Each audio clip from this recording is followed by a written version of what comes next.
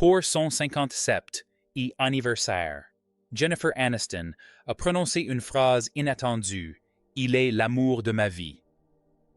Non pas après un mariage de conte de fées, non pas avant la trahison, mais après un divorce, l'humiliation, Angelina Jolie et 20 ans de questions sans réponse. Pourquoi la femme que le monde a si longtemps prise en pitié dirait-elle cela maintenant? Ce soir, nous levons le voile sur l'histoire que Hollywood n'a jamais racontée en entier. Vous voulez savoir pourquoi Jennifer Aniston s'est accrochée si fort? Il faut remonter à un après-midi de 1978. Elle avait 9 ans. Elle était allée à l'anniversaire d'une amie, avait mangé du gâteau, joué à des jeux et avait passé une journée comme les autres. Mais son père John avait tout simplement disparu. Pas un mot sur le comptoir, pas d'adieu dramatique dans l'allée, juste un vide là où se tenait autrefois un parent. Pour une petite fille, ce n'est pas qu'un divorce. Cela lui a appris une leçon brutale avant même qu'elle n'ait 10 ans. Les personnes que l'on aime peuvent disparaître sans prévenir. Voilà ce qui caractérise Jen. On la voit comme la fille en or de Friends, mais elle a grandi dans une maison où l'on se sentait constamment en audition. Sa mère, Nancy Dow, était une actrice magnifique pour qui la beauté était une condition d'accès au métier. Elle était dure avec Jen, critiquant son poids, ses cheveux, sa façon de parler. Jen a passé toute sa jeunesse à essayer d'être suffisamment parfaite pour que les gens ne la quittent pas. Mais plus elle s'efforçait, plus elle avait l'impression d'échouer.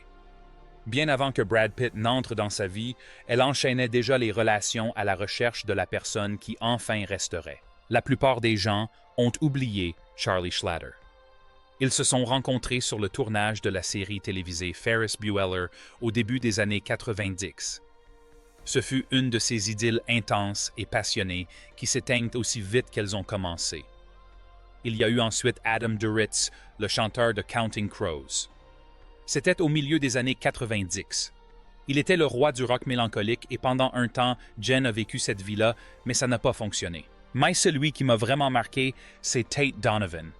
En 1995, Jen était la femme la plus célèbre de la télévision et elle et Tate formaient un couple mythique à Hollywood. Ils sont restés ensemble 3 ans. Ils étaient fiancés. Il a même incarné son amoureux Joshua dans Friends. Imaginez la pression de gérer des fiançailles dans la vraie vie alors que le monde entier vous observe flirter avec le même homme sur un plateau de tournage. Quand leur histoire s'est terminée en 1998, ce n'était pas qu'une simple rupture, c'était la confirmation de sa plus vieille crainte. Elle avait du succès. Elle était riche. Elle était la chérie de l'Amérique et pourtant elle restait celle qui n'arrivait pas à convaincre un homme de rester jusqu'au dernier épisode de la série. Alors quand elle a enfin décroché un rôle dans Friends, la célébrité lui a paru presque insignifiante. Rachel Green est devenue un symbole d'indépendance pour des millions de femmes, mais en coulisses, c'est Jennifer qui, sans relâche, leur offrait un soutien indéfectible. C'est elle qui invitait toute l'équipe à dîner chaque soir. C'est elle qui a transformé ce groupe d'acteurs en une véritable famille. Elle s'efforçait en somme de construire sur un plateau de tournage hollywoodien le foyer stable qu'elle n'avait jamais connu dans sa vie. L'ironie est sidérante.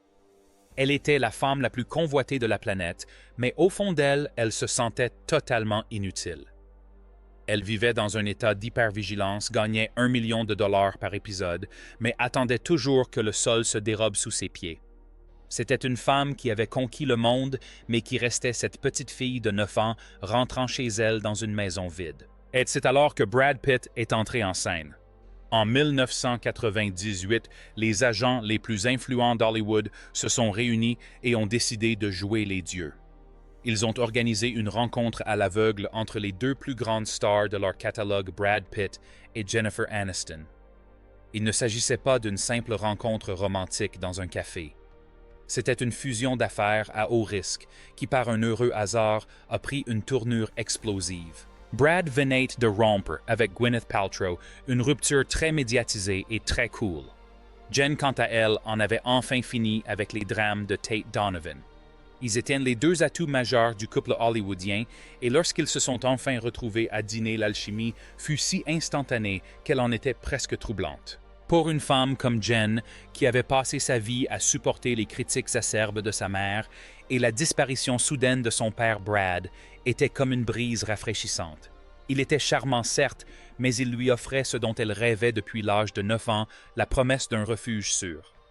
Il la regarda droit dans les yeux et la convainquit qu'il était enfin celui qui resterait. Le 29 juillet 2000, ils décidèrent de franchir le pas. Perchés sur une falaise à Malibu, ils organisèrent un mariage dont le milieu du spectacle parle encore à voix basse. Un événement somptueux à 1 million de dollars, à une époque où cette somme représentait encore un véritable luxe. Imaginez 50 fleurs, principalement des roses et des glycines, recouvrant chaque recoin de la propriété. Il y avait 4 groupes de musique, une chorale gospel et un feu d'artifice grandiose qui illuminait l'océan Pacifique. C'était un couronnement royal pour le nouveau roi et la nouvelle reine d'Hollywood. Mais si vous demandez aux personnes présentes, le moment le plus marquant n'était pas le feu d'artifice, mais la promesse. Jennifer, vêtue d'une longue robe blanche, a promis à Brad de lui préparer son milkshake à la banane préférée à chaque fois qu'il le souhaiterait. Brad se retourna et y promit de toujours trouver un compromis concernant le thermostat. Pour les 200 invités de Mark, c'était un moment charmant et simple, mais pour Jen, c'était un engagement sacré. Elle construisait un foyer à partir de milkshakes et de réglages de climatisation. Elle pensait avoir enfin trouvé une place à une table où tout serait en ordre. Pendant les 5 années qui suivirent, ils étaient intouchables. Ils ne se contentaient pas de fouler les tapis rouges, ils les régnaient en maîtres se frayant un chemin à travers la foule comme un seul organisme parfaitement coordonné. Ils n'étaient plus de simples acteurs, mais les architectes de l'industrie lançant ensemble Plan B Entertainment. Ils bâtissaient une entreprise, une marque, et ce que Jen considérait comme un avenir durable. Le problème, c'est que Brad ne cessait de répéter à tous les journalistes qui voulaient bien l'écouter qu'il rêvait d'une famille nombreuse. Il parlait d'avoir 7 enfants d'une maison pleine de bruit et de chaos. Jennifer le crut. Elle s'est laissée emporter par cette vision, pensant avoir enfin trouvé le partenaire qui partageait son rêve d'une famille bruyante et stable. Mais sous cette façade impériale, les ombres commençaient déjà à s'étendre. Alors que Jen s'apprêtait à quitter les projecteurs du studio pour la chambre de bébé, Brad commençait à s'impatienter. Cet homme qui s'épanouissait dans le bouleversement créatif était toujours en quête d'un scénario inédit. Il prit ses distances, aspirant à une vie différente, à une énergie plus sauvage, plus imprévisible, qui ne convenait pas à un salon de Malibu. Jennifer était occupée à préparer les milkshakes sans se rendre compte que son mari avait déjà perdu tout appétit pour la vie qu'ils avaient construite ensemble. Le rêve était toujours beau, mais l'homme qu'elle aimait cherchait déjà à s'enfuir. L'atmosphère de leur manoir de Beverly Hills commença à changer vers 2003. Aux yeux de tous, ils formaient toujours le couple idéal, celui que tous les rédacteurs en chef des magazines s'arrachaient. Mais Jennifer commençait à comprendre qu'on ne peut pas bâtir un avenir sur des incertitudes. Elle était prête. Elle rêvait d'un bébé de poussette, d'un rythme de vie plus tranquille après une carrière qui lui avait déjà tout donné. Elle l'a d'ailleurs exprimé ouvertement. Elle a confié aux journalistes qu'elle attendait avec impatience la maternité, persuadée que l'homme qui avait un jour parlé d'une famille nombreuse était bel et bien là à ses côtés. Brad, cependant, était en perpétuelle effervescence. Il débordait d'une énergie insatiable qui contrastait fortement avec la vie de famille paisible que Jennifer s'efforçait de construire. Il semblait s'ennuyer de cette situation idéale. Il recherchait quelque chose de plus chaotique, quelque chose qui embraserait à nouveau son monde. Pour lui, la paix familiale qu'ils avaient instaurée n'était pas un havre de paix. Elle commençait à ressembler à une impasse. Puis vint cette interview de 2004 avec le magazine W. Un moment qui encore aujourd'hui interpelle ceux qui se remémorent les dégâts. Quand le journaliste lui a demandé si Brad était l'amour de sa vie, Jen a donné une réponse qui aurait dû être un avertissement. Elle a dit « C'est un grand amour ». Elle a omis le mot le plus important, elle. C'était un aveu à peine audible d'un fossé déjà trop grand pour être comblé. Elle le sentait s'éloigner vers un monde qui n'était pas le sien, un monde où ses rêves paisibles d'un refuge en banlieue étaient étouffés par son besoin d'autre chose. Puis vint la production de Mr. et Mrs. Smith. Le plateau était une véritable poudrière. Jennifer n'y était pas, mais elle sentait la tension monter. Angelina n'est pas simplement apparue dans l'histoire, elle l'a fait exploser. Jennifer admet aujourd'hui avoir pressenti le changement bien avant que les tabloïds ne s'en emparent.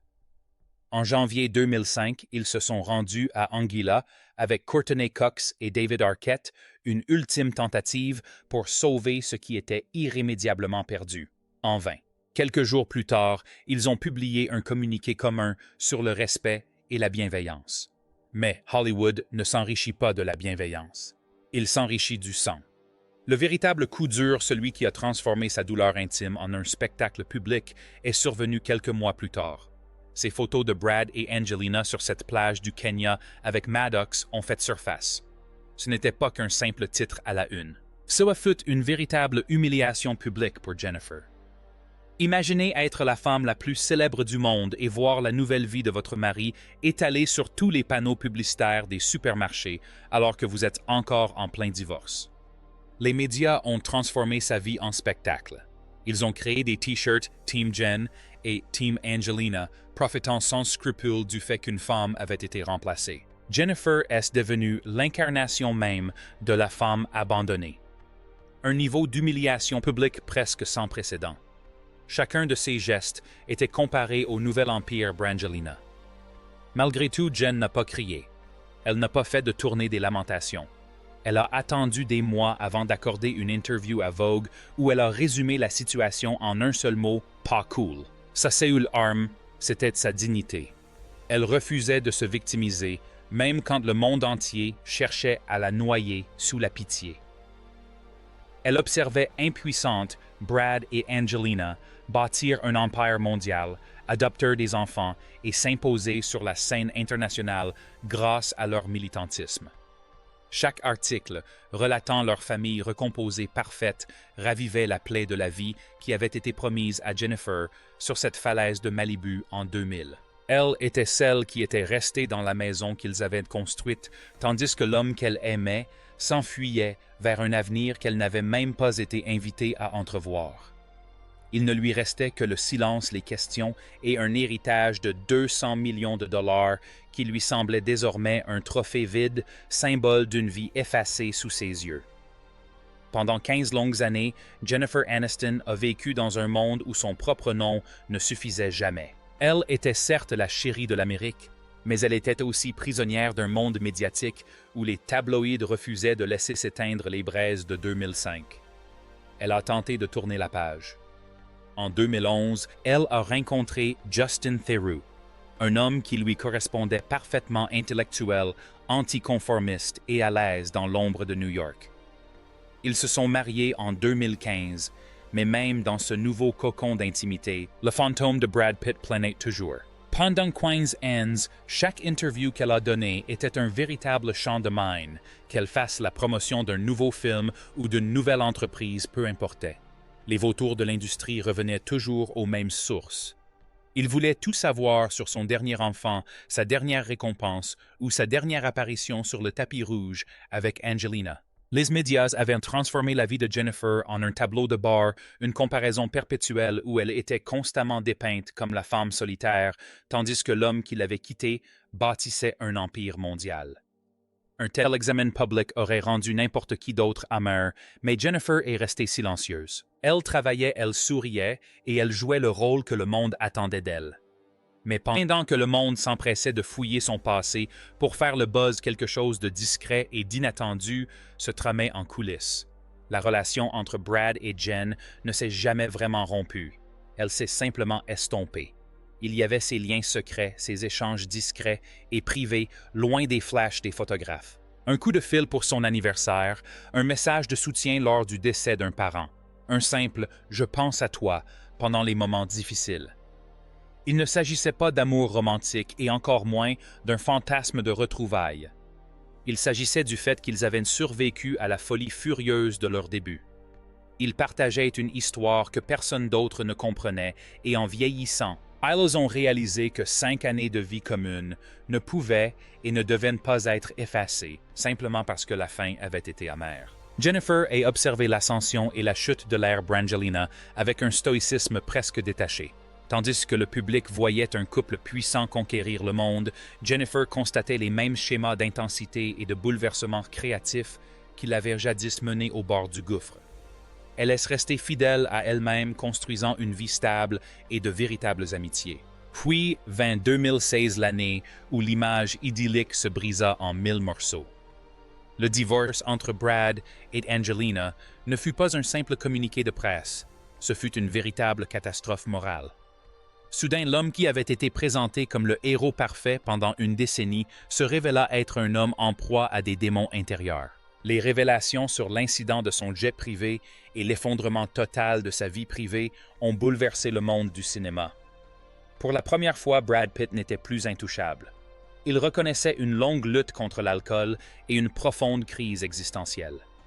Désemparé, il était confronté à une bataille judiciaire médiatisée et houleuse pour la garde de ses enfants et devait se réinventer complètement une fois les caméras éteintes. C'est là que l'histoire prend une tournure profondément humaine.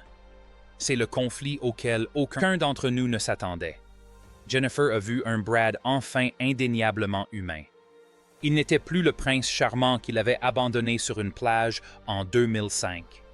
Il était un homme qui avait surmonté ses épreuves et qui enfin assumait ses erreurs. En 2019, lorsqu'il est arrivé discrètement à sa fête de 50 ans coiffé d'une casquette, ce n'était pas un coup de pub.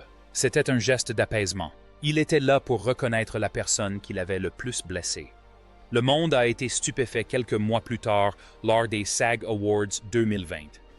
On se souvient tous des photos de la façon dont il lui a saisi le poignet alors qu'elle s'éloignait de ce sourire partagé comme celui de deux personnes au milieu de la foule qui étaient les seules à connaître la vérité. Internet s'est enflammé criant à l'évocation d'une réunion, mais si l'on observe attentivement le visage de Jennifer sur ces photos, on ne voit pas une femme cherchant une seconde chance dans un mariage raté.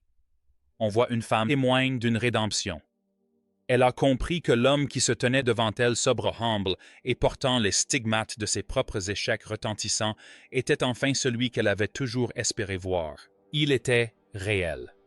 La façade lisse et parfaite du jeune homme parfait s'était effondrée, laissant place à un homme capable enfin de présenter ses excuses sans réciter de discours préparés. Et dans cette prise de conscience, la colère qu'elle nourrissait depuis près de 20 ans s'évapora enfin. C'était une vérité vide de sens. Elle comprit qu'elle n'avait plus besoin de le haïr, car celui qui l'avait trahi n'existait plus. Pendant Queen's Anne's, elle avait été Rachel, la femme que le monde plaignait. Mais en voyant Brad se reconstruire sur les cendres de ses propres erreurs, Jennifer a repris le contrôle de son histoire. Elle a compris que leur lien était indéfectible, non pas parce qu'il était parfait, mais parce qu'il avait été l'épreuve qui l'avait forgé. Elle a passé toutes ces années sous l'ombre imposante de sa célébrité et de sa trahison pour finalement réaliser que cette ombre n'était qu'une illusion. Quand l'histoire de Brangelina s'est finalement terminée, Jennifer Aniston était la seule à rester debout entière et indépendante, tandis que l'homme qu'elle avait cru être l'éternel compagnon apprenait enfin à marcher seul. C'était la fin tacite par excellence, un lent crépuscule de la douleur et un nouveau départ pour une amitié qui avait enfin trouvé la paix. Quand Jennifer Aniston a enfin prononcé ces mots « C'est l'amour de ma vie », elle ne parlait pas d'une fin heureuse. Elle parlait de l'impact de leur relation. Elle reconnaissait que Brad Pitt avait façonné son univers. C'est lui qui lui avait appris à surmonter l'impensable. En l'accompagnant des sommets du bonheur aux abysses de l'humiliation publique, il a sans le vouloir contribué à faire d'elle la femme qu'elle est aujourd'hui. L'amour de votre vie n'est pas toujours celui ou celle qui reste jusqu'au bout. Parfois, c'est celui ou celle qui vous brise si profondément que vous devez vous reconstruire de A à Z plus fort et que jamais. Elle n'essaie pas d'effacer ce qui s'est passé en 2005. Elle entreprend quelque chose de bien plus difficile. Elle assume pleinement cette douleur. Elle reconnaît que malgré la trahison et le tumulte d'Hollywood, son cœur vibre encore au rythme de l'homme qui le premier lui a fait croire en ce rêve. Cette confession est une leçon magistrale de maturité. C'est un refus catégorique d'être une victime. Dans une ville où l'on exige soit un mariage parfait, soit une rivalité acharnée, Jennifer a trouvé son propre juste milieu. Elle prouve que certains amours sont simplement mis en pause et non pas terminés. Non pas parce qu'une suite est prévue, mais parce que la trace qu'ils ont laissée est indélébile. Elle a passé son 57 et anniversaire à clamer haut et fort qu'elle en avait fini de le haïr pour se sentir entière.